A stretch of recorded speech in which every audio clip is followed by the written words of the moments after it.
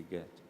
Kita berdoa, Tuhan yang baik, terima kasih buat waktu pagi menjelang siang pada hari ini. Kami percaya bahwa Tuhan akan berbicara, melawati kami semua, memberkati kami semua, sehingga kami pulang berbeda dengan kami datang tadi. Kami menerima pertolongan Tuhan yang luar biasa. Di dalam nama anakmu yang tunggal, Tuhan kami Yesus Kristus kami berdoa. Yang diberkati Tuhan, sama-sama kita katakan. Silakan duduk Bapak Ibu. Shalom. Puji Tuhan. Hari ini saya akan mengajak saudara untuk belajar satu tema, yaitu ketaatan Kristus membuka jalan bagi kita. Ya, slide-nya bisa tolong dibuka. Kita akan mengeksposisi atau menjabarkan dari kitab Ibrani pasal yang ke-10, ayat yang ke-19 sampai dengan ayat yang ke-20. Kita akan baca sama-sama 2 ayat saja. Ya, yang tidak bawa Alkitab boleh lihat ke layar, yang bawa Alkitab boleh buka Alkitabnya masing-masing, apalagi kalau pakai digital itu bisa membuat rekaman digital jadinya begitu. Ibrani 10, 19 sampai 20, sama-sama kita baca. Yang siap membaca sama-sama katakan amin. 2, 3. Jadi saudara-saudara, oleh darah Yesus kita sekarang penuh keberanian dapat masuk ke dalam tempat kudus. Karena ia telah membuka jalan yang baru dan yang hidup bagi kita melalui tabir, yaitu dirinya sendiri. Slide. Saudara tahu, dalam setiap aspek kehidupan manusia itu kita selalu ingin sekali mengalami terobosan, ya, atau seringkali saya menyebutkan jalan keluar. Kita ingin mendapatkan akses, ya.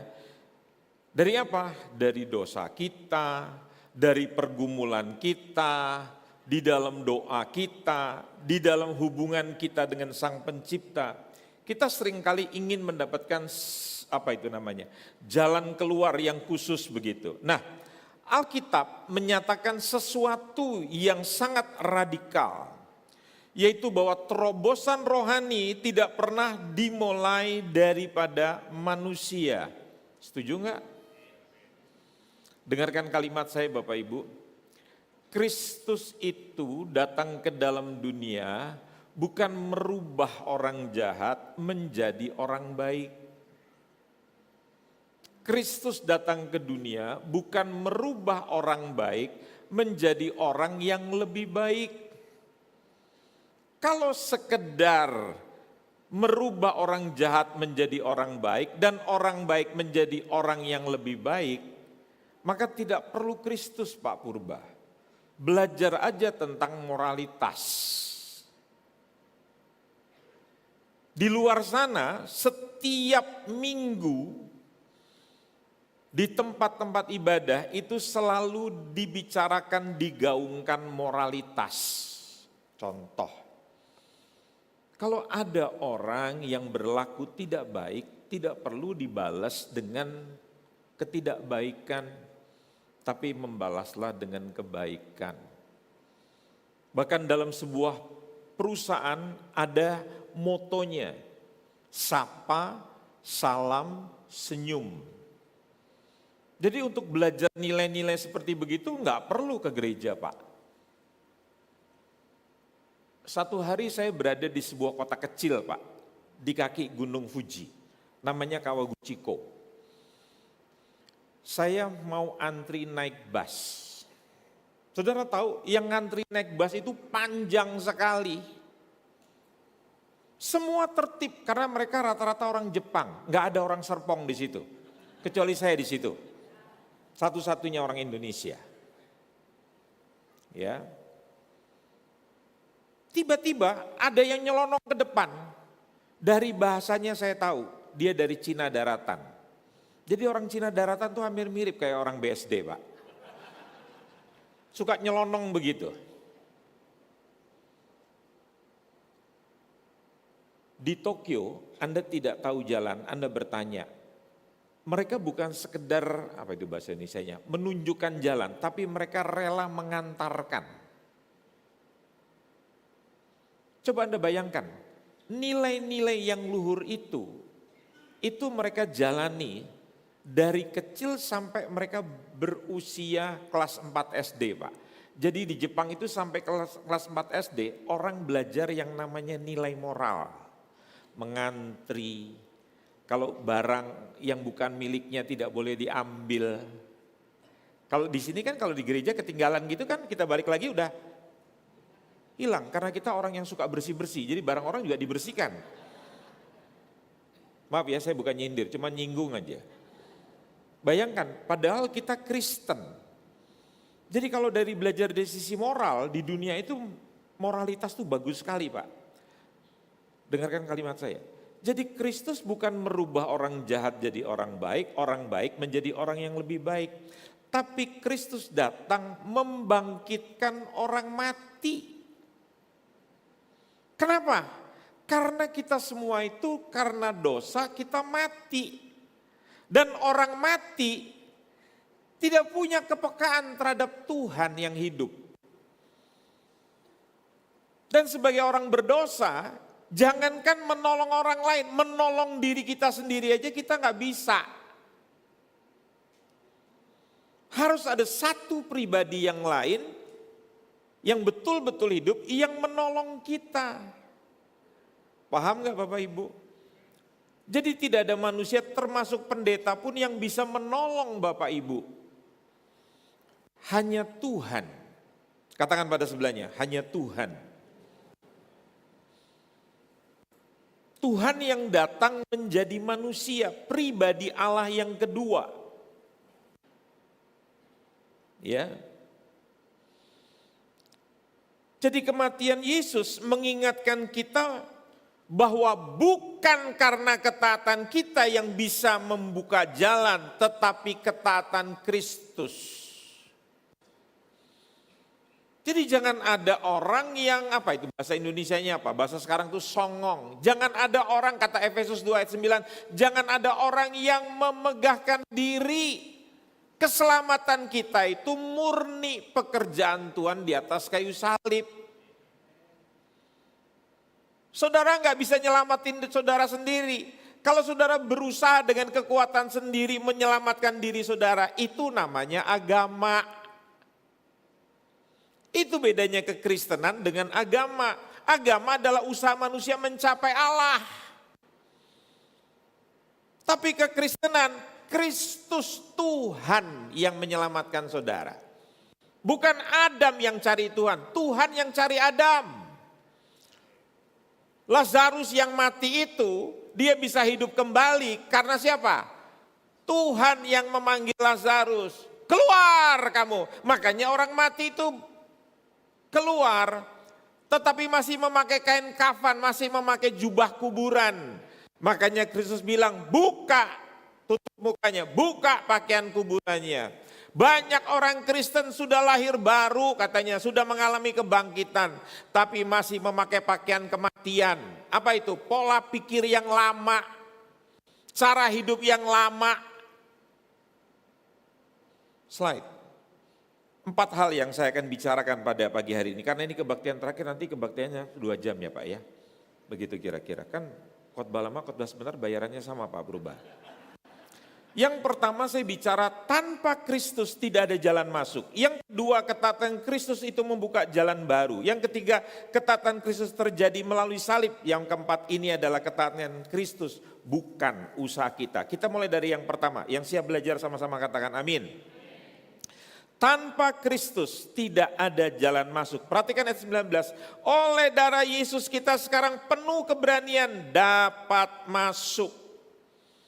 Slide. Dalam perjanjian lama hanya imam besar yang boleh masuk ruang maha kudus. Itu dilakukan setahun sekali. Dan imam besar ini masuk di dalam ruang maha kudus itu dengan ketakutan. Dan juga dia memberikan persembahan darah. Bapak Ibu tahu imam besar itu kalau mau masuk ruang maha kudus, kakinya itu diikat dengan tali. Dan di situ ada lonceng. Sehingga kalau imam besar itu tidak kudus, Harun dan keturunannya, kalau dia masuk sekali setahun ke ruang maha kudus, dia tidak kudus, dia mati, maka tidak ada orang yang bisa menyeret mayatnya. Makanya diikat tali supaya dari luar bisa ditarik oleh imam-imam biasa, imam-imam yang lainnya. Karena kalau sampai mereka masuk ke ruang maha kudus, mati orang itu. Selain imam besar. Jadi makanya ada banyak orang datang ke dalam Tuhan itu betul-betul dengan ketakutan. Kira-kira saya itu diterima apa tidak? Karena itulah realita kehidupan manusia. Jadi manusia berdosa, tidak punya akses langsung kepada Allah. Semua melalui perantara. Para pengajar Alkitab menegaskan, perhatikan slide-nya. Sistem korban tidak pernah benar-benar menyelesaikan dosa. Taurat itu saya seringkali menyebutnya, Pak Stephen, adalah mister yang sempurna. Mister Taurat itu adalah sempurna. Taurat itu seperti cermin. Dia hanya bisa memperlihatkan, memberitahu kepada saudara bahwa muka saudara sekarang banyak jerawatnya. Banyak flek-flek hitamnya, banyak bopeng-bopengnya. Tetapi cermin itu tidak bisa merubah, tidak bisa mengubah wajah saudara, memperbaiki wajah kita. Itulah Taurat. Dia hanya memperlihatkan dosa kita. Dan semua orang yang berusaha melakukan hukum Taurat tidak pernah bisa sempurna, Pak. Kenapa tidak bisa sempurna? Baru benar 9, salah 1, salah semua. Dulu saya waktu kuliah di Universitas Indonesia, kalau saya nilainya salah 1, benar 9, itu saya dianggap lulus. Minimal malah kalau saya nilainya 6 masih bisa dianggap lulus. Tapi Taurat itu sempurna, salah 1 dikatakan, semua salah. Makanya tidak ada orang yang bisa memenuhi hukum Taurat. Yesus bilang, aku datang bukan untuk meniadakan hukum Taurat, tetapi aku datang untuk memenuhi tuntutan Taurat. Jadi hanya manusia yang sempurna seperti Kristus anak Allah itulah yang bisa memenuhi tuntutan Taurat. Saudara yang hadir pada pagi hari ini tidak ada satupun yang bisa memenuhi tuntutan Taurat. Jadi para pengajar Alkitab menegaskan sistem korban itu tidak pernah benar-benar menyelesaikan dosa. Nah itu hanya gambaran bayangan daripada Kristus.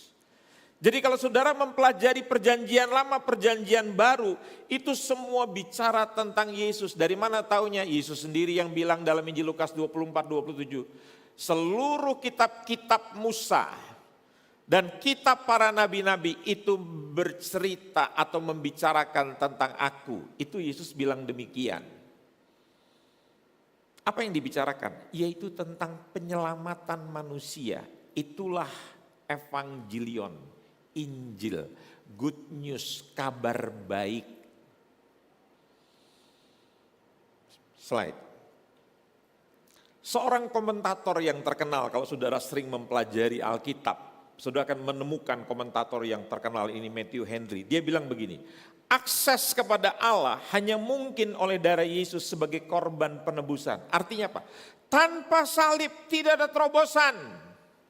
Karena di kayu salib itulah terjadi substitusi pertukaran. Allah yang mulia, dia rela jadi terhina supaya kita yang hina dimuliakan.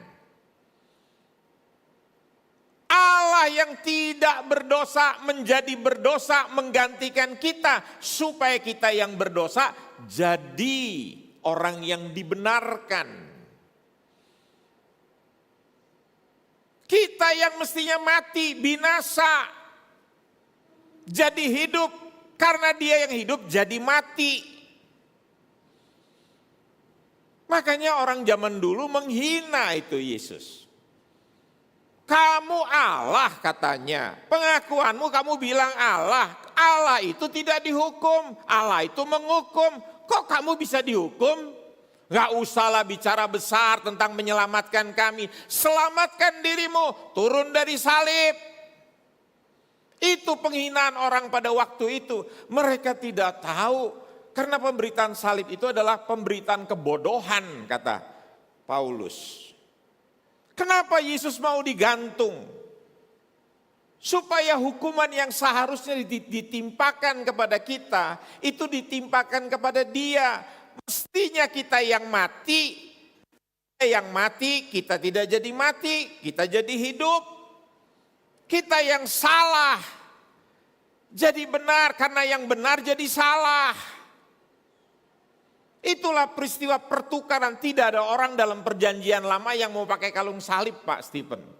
Karena kalung salib itu adalah lambang penghukuman yang paling tertinggi, paling terkutuk dan paling memalukan, paling hina. Tidak ada yang mau. Tapi kalau hari ini orang memakai salib karena salib itu merupakan lambang kemenangan. Kenapa orang ibadah pada hari Minggu? Karena Yesus dibangkitkan pada hari Minggu. Kenapa kita pakai kalung salib? Karena memang orang kita tuh senang dengan lambang. Nyanyinya juga begitu kan. Salibnya, salibnya. Karena Yesus matinya di salib. Coba Yesus matinya di celurit. Lagunya ganti. Celuritnya, celuritnya. Terus kalung kita juga pasti kalung celurit. Karena kita tuh senang dengan simbol. Tapi kita tidak mengerti maknanya.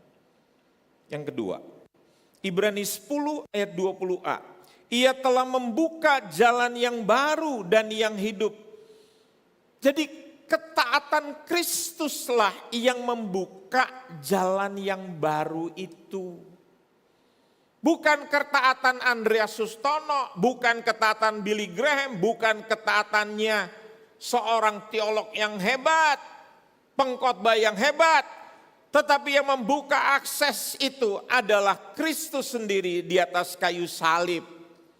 Slide. Inti Injil itu adalah sesuatu yang betul-betul baru. Bukan rumah lama lantas didandani gitu, diperbaiki begitu, ditambal sulam. 2 Korintus 5:17 bilang bahwa kamu menjadi ciptaan baru, the new creation.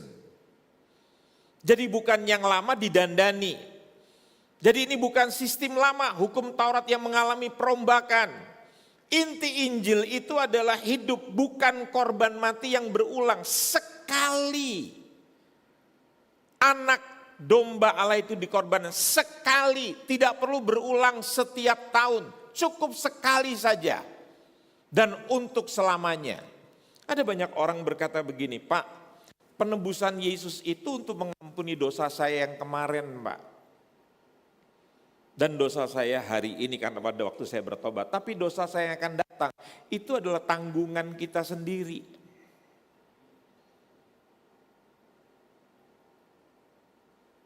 Gembala kita yang paling tua kan Pak Purba. Pak Purba lahirnya berapa ribu tahun yang lalu, Pak? Pak Purba kan baru lahir kira-kira 70 tahun yang lalu. Mana yang lebih dulu mati? Tuhan Yesus di atas kayu salib atau kelahirannya Pak Purba? Bapak Ibu ngerti ilustrasi saya?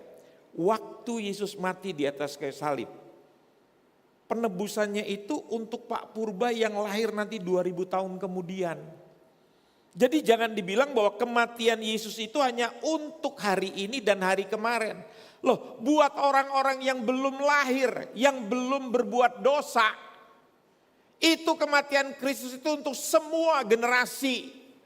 Sekali untuk selamanya. Dan Yesus yang mengorbankan nyawanya, dirinya sendiri. Saudara tahu, kalau orang mati, kalau saya berani mati untuk pasangan saya, untuk orang yang saya cintai, anak-anak saya, untuk orang tua saya, untuk saudara-saudara saya, itu di dunia banyak, Pak. Itu orang yang berjiwa heroik. Tetapi untuk orang yang mati, orang mati bagi musuh-musuhnya, itu dunia bilang itu orang tolol, betul enggak? Tapi Yesus mati untuk orang-orang yang menyalibkan dia. Dan kita pun kalau ada saat itu, kita pun juga ikut berteriak, salibkan dia, salibkan dia. Kita pasti setuju dengan orang-orang yang menyalibkan Yesus pada waktu itu, kalau kita hidup di zaman itu. Murid-muridnya aja kecewa, tinggalkan Yesus semuanya. Yang dianggap tadinya Tuhan penyelamat, mati. Selesai deh ceritanya. Makanya mereka pulang kecewa. Ada yang pulang ke Dolok Sanggul. Kenapa? Kecewa. Slide selanjutnya. John Calvin bilang begini, saudara-saudara. Bapak gereja. Kristus bukan hanya menunjukkan jalan, tetapi dia adalah jalan itu sendiri. Seorang teolog, John Gill namanya, dia bilang gini, Kristus disebut jalan yang hidup karena ia memberi hidup dan membawa umat kepada hidup yang kekal. Makanya dia disebut I'm the way. Terobosan bukan metode. Jadi saudara jangan, makanya kalau di dalam gereja Pak Stephen, gereja yang benar, dia tidak akan bicara 5 cara, 3 cara, 2 cara, bagaimana caranya kita berubah. Karena Injil itu bukan bicara tentang metodologi. Injil itu bicara tentang pribadi Yesus. Kekristenan itu lebih banyak kepada relasi kita dengan Tuhan. Saya suka mengatakan dalam gereja Pak Stephen, kalau kalian tidak mau memberi buat gereja, tidak perlu bicara.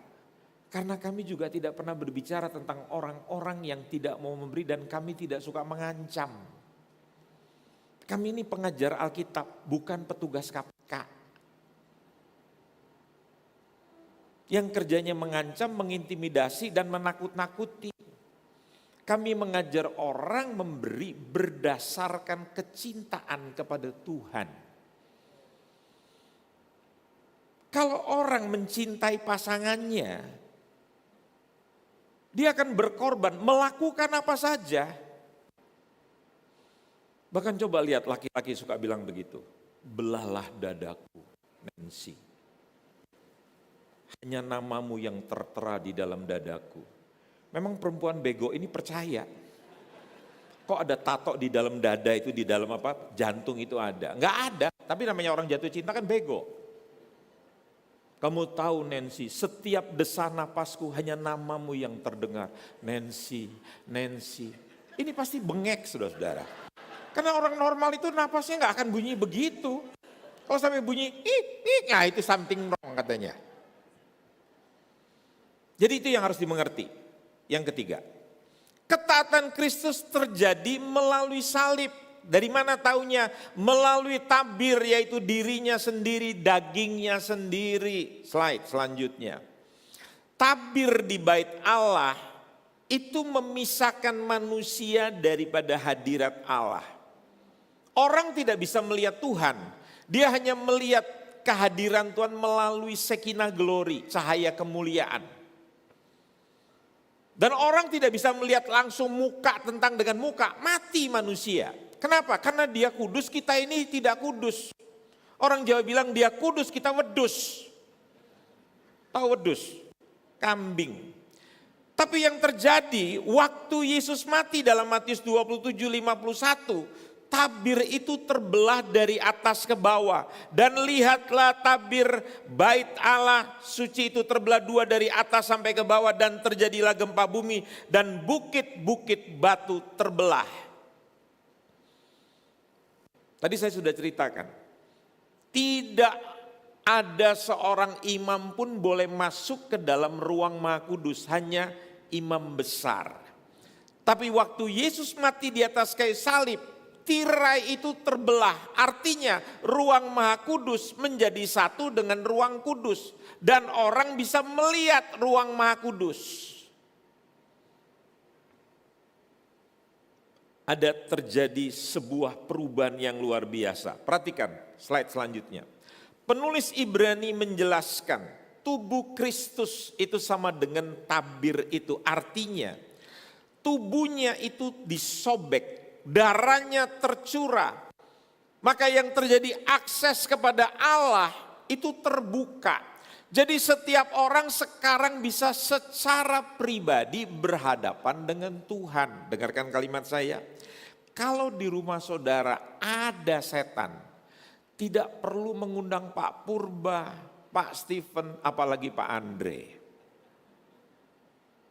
Kenapa? Karena Yesus yang ada pada Pak Purba, yang ada pada Pak Stephen, ada pada Pak Andre, itu juga ada pada diri kita, Yesus yang sama. Roh Kudus yang ada pada mereka ada juga sekarang dalam diri kita, betul enggak? Jangan saudara berpikir bahwa mereka bertiga itu adalah the ghostbuster. Pengusir roh jahat begitu. Jadi yang lain gak bisa.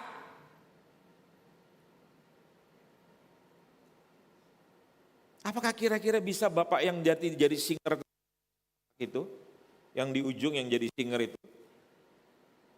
Ya. Siapa namanya Pak? Pak siapa? Pak Franky, dia bisa nggak ngusir setan? Ngundang dia bisa kira-kira setan lari nggak? Dia belum berdoa setan sudah lari saudara. Dia lebih dahsyat dari Pak Purba. Kenapa? Karena Roh Kudus yang ada dalam diri dia sama Pak Purba itu sama. Makanya saudara mesti percaya diri, sekarang saya sudah ada Roh Kudus dalam hidup saya. Saya nggak perlu susah-susahin gembala-gembala saya. Jadi kalau ada tetangga saya yang kerasukan setan, saya yang akan dipakai Tuhan untuk mengusir setan itu. Makanya para komentator Alkitab menjelaskan jalan kepada Allah dibuka melalui tubuhnya yang disalibkan. Jadi terobosan kita terjadi karena ketaatan Kristus sampai dia mati di atas kayu salib. Akses itu terbuka bukan karena ketaatan saudara, tapi itu karena ketaatan Kristus. Kita ini kan orang yang taatnya separuh-separuh. Kalau senang kita taat, kalau susah kita nggak taat. Kita kalau punya masalah jarang datang di Komsel, betul nggak? Semakin jauh. Padahal sebetulnya kalau orang lagi punya masalah nggak boleh jauh dari Tuhan. Bukan mundur dari Tuhan, itu terbalik, pola pikir yang terbalik. Yang keempat, yang terakhir. Jadi dalam Alkitab kita tahu bahwa keselamatan itu adalah karena anugerah, bahasa kerennya sola gratia. Kita diselamatkan hanya karena rahmat pemberiannya, anugerahnya Tuhan semata-mata. Bukan karena kemampuan kita, betul enggak? Dan semua itu dasarnya adalah Kristus yang melakukan, bahasa kerennya solus Kristus. Jadi ini adalah ketaatan Kristus murni, bukan karena rekayasa kita, bukan usaha kita. Slide selanjutnya, ayat 14 Ibrani 10. Oleh satu korban saja ia telah menyempurnakan untuk selama-lamanya sekali. Makanya saya suka heran melihat gereja suka kembali ke perjanjian lama Pak. Jadi apa yang dilakukan dalam sistem Taurat itu dilakukan sekarang di dalam gereja di akhir zaman. Seolah-olah bahwa korbannya Yesus itu sudah tidak cukup lagi.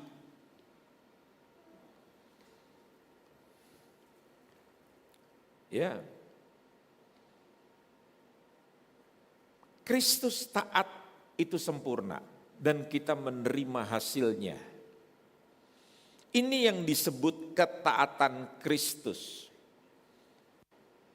Di dalam istilah teologi itu ada yang disebut ketaatan aktif. Jadi Kristus melakukan ketaatan aktif. Artinya apa? Dia sengaja hidup tanpa dosa, dia taat sama Bapaknya. Kenapa? Karena dia tahu manusia tidak bisa taat. Jadi dia memenuhi tuntutan Taurat untuk taat dan dia taat. Dan juga Kristus melakukan ketaatan pasif. Dia tahu manusia harus dihukum karena dosa.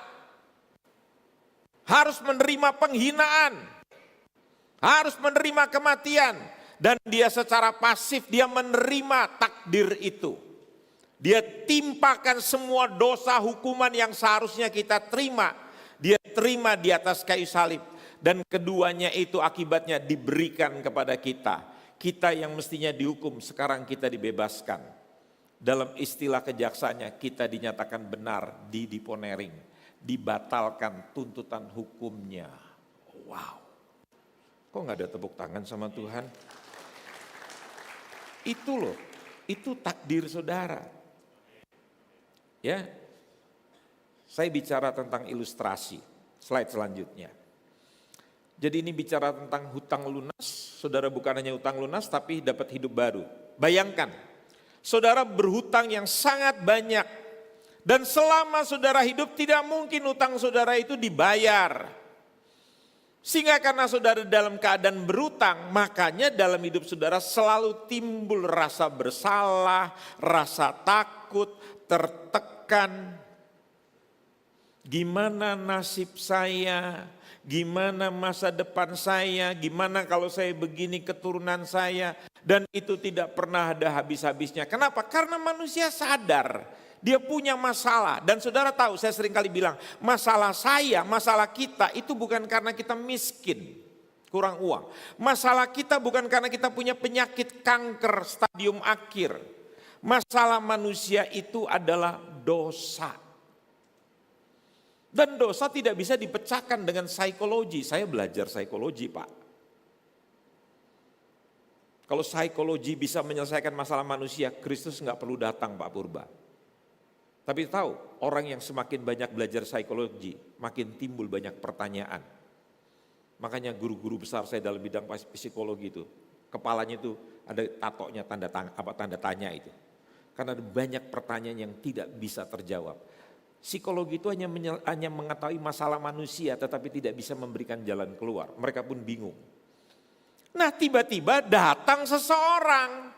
Dan orang ini berkata, semua hutangmu saya bayar lunas. Wow, itu kabar yang luar biasa. Tapi dia belum selesai. Dia bilang gini lagi, mulai hari ini bukan hanya hutangmu yang saya bayar lunas dan dinolkan. Tetapi saya juga akan memasukkan kekayaan saya ke rekeningmu. Sehingga kamu bisa berjalan ke depan dalam hidup yang lebih baik, hidup yang benar. Coba saya tanya pada saudara, kalau ada orang datang memberikan jaminan seperti begitu, hutang saudara dinolkan, bahkan saudara diberikan modal untuk hidup yang baik. Kira-kira saudara kamsia atau ban-ban kamsia? Saya nggak tahu, itu benar nggak sih kok ada orang suka bilang ban-ban kamsia?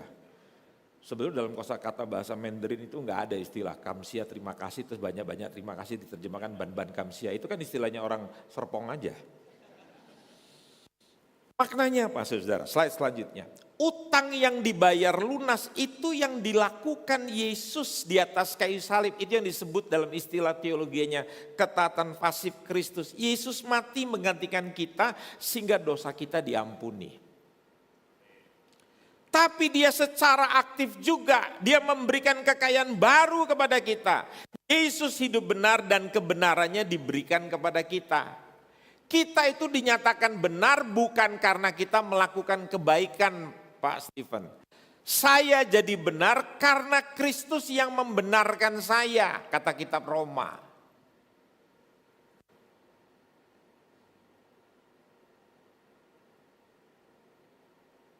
Kalau katanya Bapak Reformasi Dunia, Bapak Reformasi Gereja mengatakan begini, Martin Luther, manusia itu adalah orang benar sekaligus dia adalah orang berdosa. Kita ini benar karena dibenarkan oleh Kristus tetapi kita masih punya tabiat berdosa, betul enggak? Loh saya itu belum lama ini melayani sebuah gereja di Jawa Barat Pak Stephen.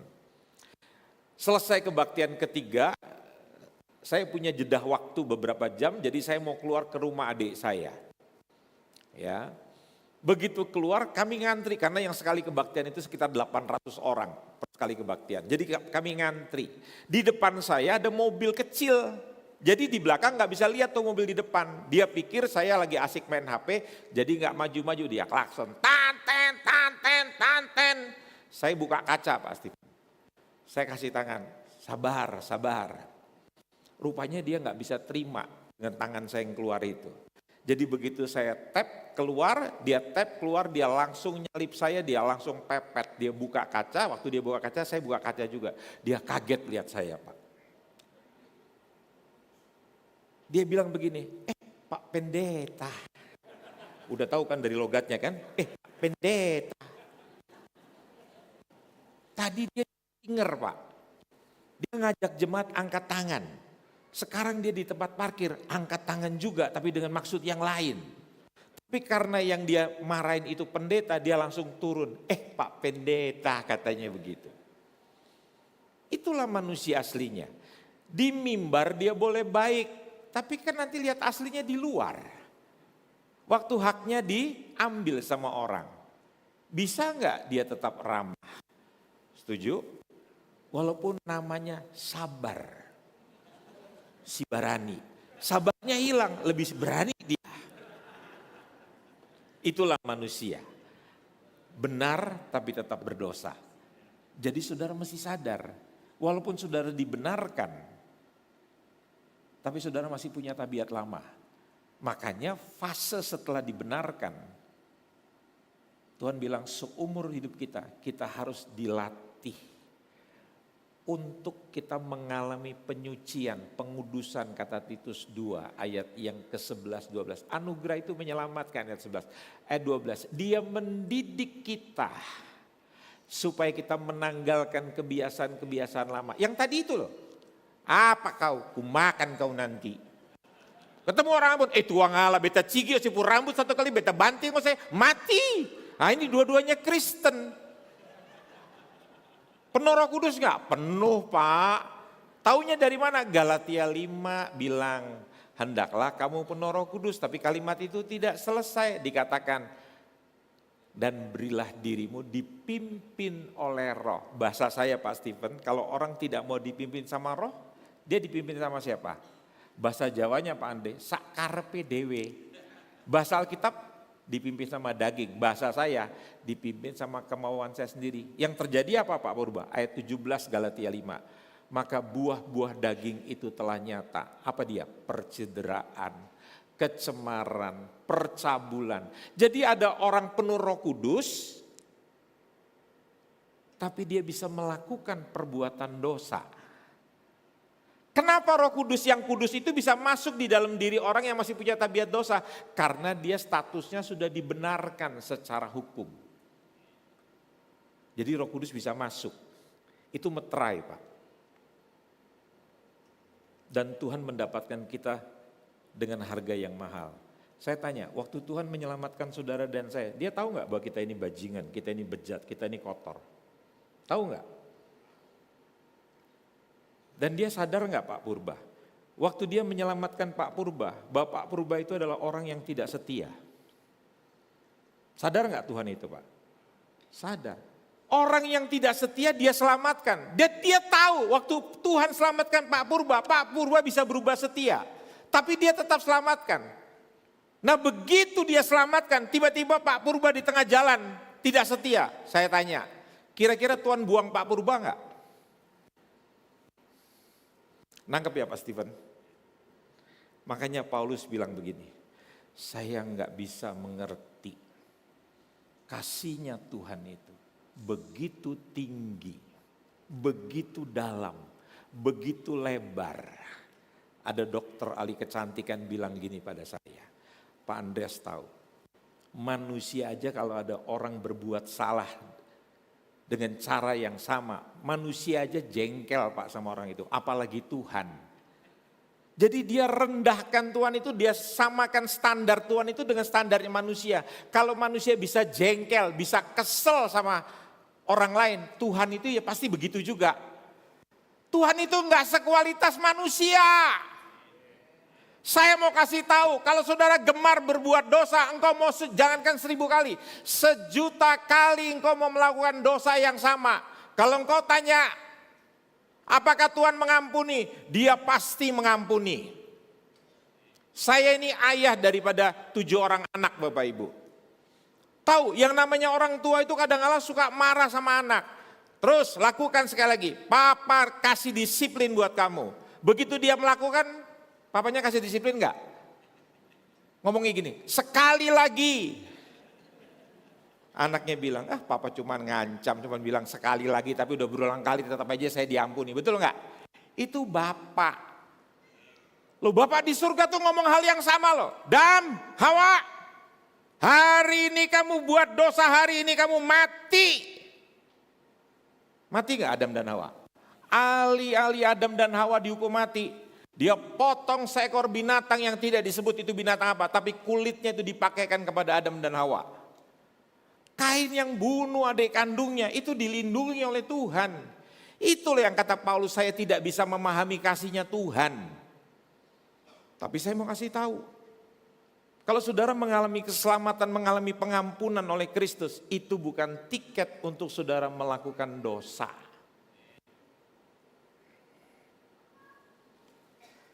Saya mau tanya jujur, kalau saudara dulu pernah sakit kanker stadium akhir, saudara di kemo, rambut saudara hilang sampai botak, badan saudara sampai habis, badan saudara sakit-sakitan semuanya, saudara menderita bertahun-tahun. Tiba-tiba saudara mengalami anugerah, saudara mengalami kesembuhan. Saya mau tanya jujur, saudara mau balik lagi enggak? Saya ingin mengalami kanker, saya rindu kayak kanker kayak dulu gitu, pengen lagi. Ada enggak? Itu hanya orang yang kepalanya koplak. Sama, kalau saudara sudah diselamatkan daripada dosa, saudara sudah hidup yang diberikan Tuhan, hidup yang lebih baik. Tidak ada orang waras yang mau kembali kepada hidup lama.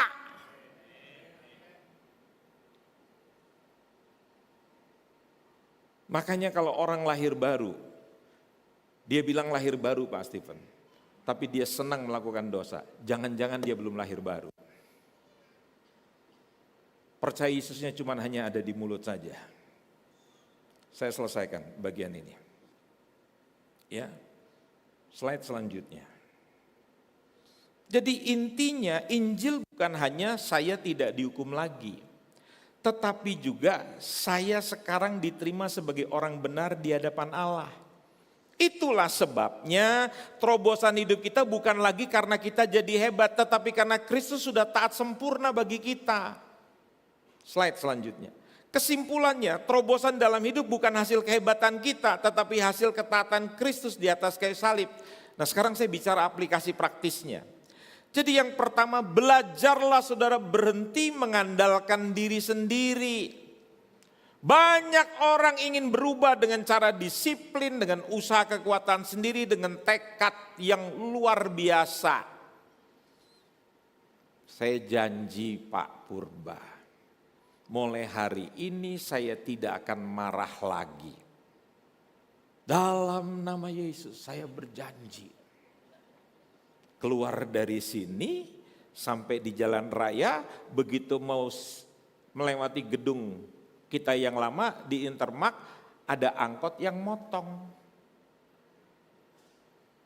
Apa yang terjadi? Setan lagi muncul. Padahal sudah bertekad. Berapa banyak orang yang berlatih untuk diet, berhasil, ikut IF, berhasil. Berat badannya turun dari 90 jadi 70, sekarang naik perlahan. Itulah orang yang hidup dengan kekuatan sendiri. Paulus bilang apa Pak Stephen? Adapun hidupku ini bukannya aku lagi, melainkan Kristus yang hidup di dalamku. Jadi yang membuat Paulus itu hidup bukan karena dagingnya lagi, bukan karena kekuatannya lagi, tapi dia membiarkan Roh Kristus itu memimpin kehidupannya dia. Jadi kalau saudara hidup dengan kekuatan saudara sendiri, saya jamin saudara pasti letih. Jadi Alkitab berkata perubahan sejati itu dimulai dari salib. Aplikasinya bagaimana? Dalam dosa, saudara datang kepada Kristus. Dalam kegagalan, saudara kembali kepada Injil. Beritakan Injil itu kepada diri saudara. Kabar baik itu pada diri saudara. Saya tanya, orang yang belajar berjalan, anak kecil, dia mau belajar berjalan, masih bisa jatuh apa enggak? Bisa Bapak Ibu. Tetapi kalau dia hidup normal, kalau dia jatuh, dia pasti akan bangkit. Itu tanda orang hidup. Tapi kalau ada orang jatuh dan dia tidak mau bangkit lagi, jangan-jangan dia belum lahir baru. Orang yang sudah lahir baru bisa gagal dalam perjalanan hidupnya, tetapi dia pasti akan bangkit. Tapi kalau dia jatuh dan dia tetap di dalam kejatuhannya, jangan-jangan dia belum lahir baru. Slide selanjutnya. Jadi hiduplah dengan keberanian mendekat kepada Allah. Seperti kata Ibrani 10:19, kita tidak perlu takut lagi. Kejelekan orang yang hidup dengan kekuatan sendiri Pak Purba, Kristen legalistik, kalau dia berhasil melakukan firman, dia jadi sombong, kerjanya menghakimi orang. Tapi kalau dia gagal, dia feeling guilty, dia merasa tertuduh, dia merasa bersalah, dia merasa tidak layak, terus mulai tidak datang kebaktian. Kalaupun kebaktian, dia duduk di belakang, Pak. Saya nggak nyindir yang di belakang, cuma nyinggung aja. Dan nanti datang dalam komsel, dia mulai hilang, mulai jarang-jarang datang. Itu yang terjadi, kenapa? Karena dia merasa tertuduh. Karena dia tidak bisa melakukan seperti yang jadi tuntutan Tuhan. Seharusnya saudara tidak perlu begitu. Tuhan tahu kita tuh masih manusia yang masih penuh dengan kesalahan. Kalau Anda gagal, jangan tinggalkan Tuhan, datang pada Tuhan. Dia terima saudara apa adanya.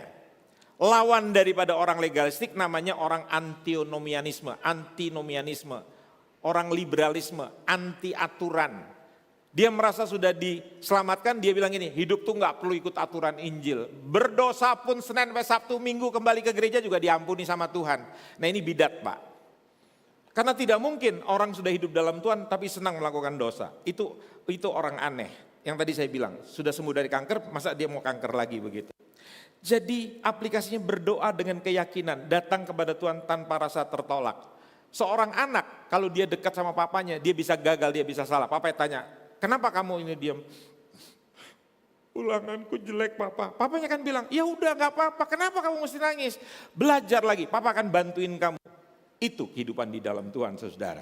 Bukan kita dituduh macam-macam. Yang ketiga, hidup dalam identitas baru bukan rasa bersalah. Jika jalan sudah terbuka, jangan tetap hidup seperti terhalang. Aplikasinya bagaimana? Tinggalkan baju kuburan itu. Jangan hidup dengan pola yang lama. Hidup sebagai orang yang sudah ditebus. Yang keempat, jadikan salib sebagai pusat hidup, bukan moralitas, bukan usaha diri sendiri, tetapi Kristus. Bagaimana cara menerapkannya? Injil harus jadi motivasi hidup. Makanya saudara rajin baca firman. Ketaatan lahir dari kasih, bukan tekanan. Saya memberi Pak Stephen di gereja ini, bukan karena saya takut dihukum sama Tuhan. Saya memberi karena saya mencintai Tuhan. Roma pasal 1, siapa yang kita sembah, maka uang kita itu akan mengalir ke situ. Tahun lalu, 2 tahun yang lalu atau tahun yang lalu, waktu grup musik dari Inggris atau Amerika datang itu, Blackpink itu. Acaranya jam 8 Pak, 1:30 orang sudah datang ke GBK. Begitu pulang selesai jam 11 malam, orang tidak langsung pulang Pak. Mereka beli, apa itu, merchandise-nya mereka itu. Harganya tidak murah, tiket paling murahnya juga mahal Pak, ratusan ribu sampai dengan 50 juta. Orang berani beli, karena kenapa? Hatinya di situ. Makanya saya bilang kalau hatimu kepada Kristus, pengeluaran kebutuhan pelayanan gedung ini itu gampang. Karena hatimu di situ. Tapi kalau hatimu tidak di situ, ya engkau akan marah. Gereja ini kok kolektor berulang kali ya. Do it again katanya begitu. Penutup, ilustrasi singkat. Bayangkan ada pintu yang terkunci rapat. Anda tidak punya kunci sehingga Anda tidak punya akses jalan masuk. Lalu seseorang datang, dia buka pintu itu dengan darahnya sendiri. Pertanyaan saya, apakah saudara masih tetap berada di luar padahal saudara terbuka jalan masuk begitu? Dan sebagai penutup pada pagi siang hari ini pertanyaan reflektif. Apakah saya masih mencoba membuka jalan sendiri kepada Tuhan? Kekristenan bukan usaha manusia. Tinggalkan semua usaha saudara. Saya mau belajar berkenan. Anda berdosa kok mau berkenan. Itu pekerjaan Tuhan, bukan pekerjaan saudara. Yang kedua, apakah saya sungguh percaya bahwa akses saya kepada Allah sudah dibuka oleh Kristus? Kalau saudara percaya, tugas saudara apa? Terima Tuhan. Biarkan dia yang bekerja, menyelesaikan di dalam hidup saudara. Yang ketiga, apakah hidup saya digerakkan oleh usaha saya sendiri, oleh daging, atau oleh kuasa Tuhan, oleh Injil, kuasa Injil? Paulus bilang dalam Roma 1:16, Injil itu adalah kuasa Allah yang menyelamatkan. Yang terakhir, apakah saya sudah hidup dalam kebebasan sebagai orang yang telah ditebus?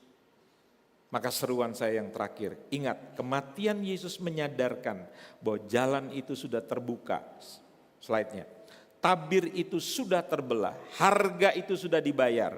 Pertanyaannya, apakah Anda akan masuk menerima anugerah Allah yang luar biasa? Itu destiny saudara dan saya, itu takdir saudara dan saya, dan itu hal yang disediakan oleh Tuhan dalam hidup saya, dalam hidup saudara. Jangan menjadi orang Kristen yang letih, lesu, boring. Kenapa? Karena saudara melayani Tuhan, saudara melakukan hidup dalam Tuhan itu dengan kekuatan daging saudara sendiri. Saudara letih. Doa, baca Alkitab, milikilah komsel. Ikut dalam pelayanan, nanti lihat hari-harimu akan berubah menjadi indah. Saya bukan berjanji, tapi saya mengalami dalam hidup saya. 4 tahun yang lalu Pak Stephen, saya merasakan lelah hidup kekristenan saya. Saya melayani setiap hari, hari Minggu saya berkhotbah paling sedikit 2-3 kali, bisa sampai 7 kali pada hari Minggu. Setiap bulan saya ke Medan, tapi nggak tahu kenapa 4 tahun yang lalu hidup saya lelah sekali Pak, letih sekali. Sampai saya mengerti pelajaran anugerah ini. Jadi hidup saya sekarang tidak lagi dengan kekuatan saya sendiri, tetapi membiarkan roh Tuhan itu bekerja. Dan saya hidup tenang. Saya bukan mencintai dosa, saya membenci dosa. Anugerah bukan tiket saya melakukan dosa, tapi anugerah memberikan kesempatan saya untuk saya hidup di dalam jalannya Tuhan yang luar biasa. Sehingga saya menerima ketenangan, saya menerima kedamaian. Dan saya selalu jadi berkat. Saya tidak perlu takut dengan kegagalan saya, karena Tuhan sudah menerima kita apa adanya. Saya tidak ingin mempercakapkan orang, karena saya percaya Tuhan tidak pernah mempercakapkan kekurangan saya. Jadi saya terima orang lain apa adanya. Amin, kita berikan tepuk tangan buat Tuhan yang luar biasa. Haleluya, kita berdiri bersama-sama, kita nyanyi sebuah pujian di G. Ku tidak takut, sebab Kau besertaku.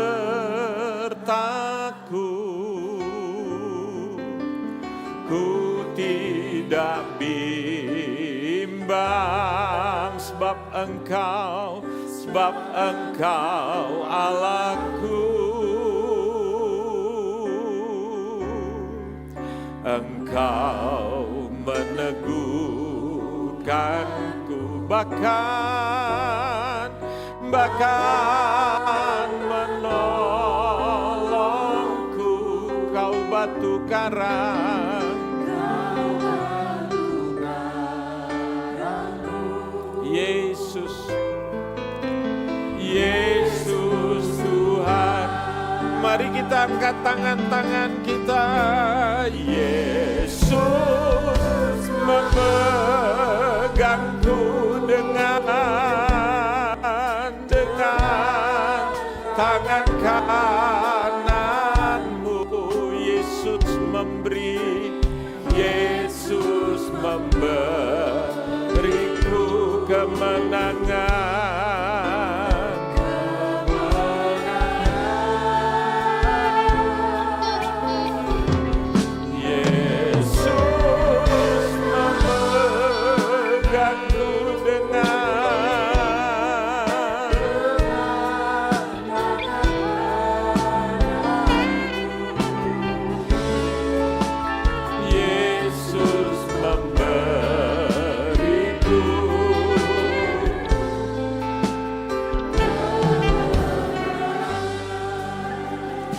Ibu Bapa, kekasih-kekasih Tuhan yang luar biasa.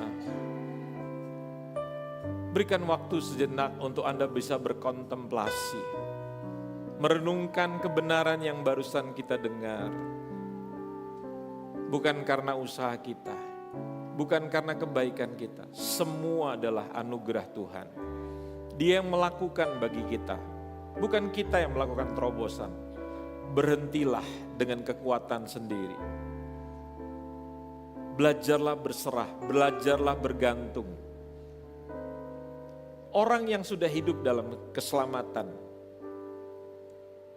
bukan tidak melakukan kebaikan, tapi dia melakukan kebaikan bukan untuk selamat, karena dia sudah selamat, tapi melakukan kebaikan buah dari keselamatan.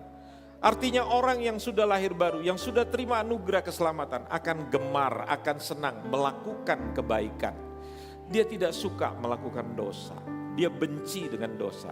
Tapi dia bisa gagal, dia bisa jatuh. Tetapi setiap dia gagal, dia jatuh, dia akan bangkit kembali kepada Tuhan. Dia tahu bahwa dia lemah, dia butuh pertolongan Tuhan. Sehingga tatkala dia melihat saudaranya jatuh, dia lihat saudaranya lemah, dia tidak akan mempercakapkan, dia tidak akan menghina, tapi dia akan menolong saudaranya yang jatuh. Karena dia pernah merasakan kebaikan Tuhan, ditolong juga. Bapak berkati gerejamu di tempat ini. Berkati gembala-gembala kami Pak Purba, Pak Stephen dan semua pemimpin-pemimpin yang lainnya Tuhan. Dan semua pelayan-pelayanmu, semua jemaat.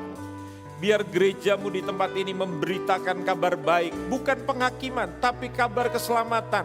Menolong orang-orang di luar sana. Kami harus pergi mengunjungi mereka, menceritakan tentang kebaikan Tuhan. Karena mereka butuh pertolongan daripada Tuhan. Tuhan memberkati kami semua. Di dalam nama Tuhan Yesus kami berdoa dan mengucap syukur. Nyanyikan refnya saja.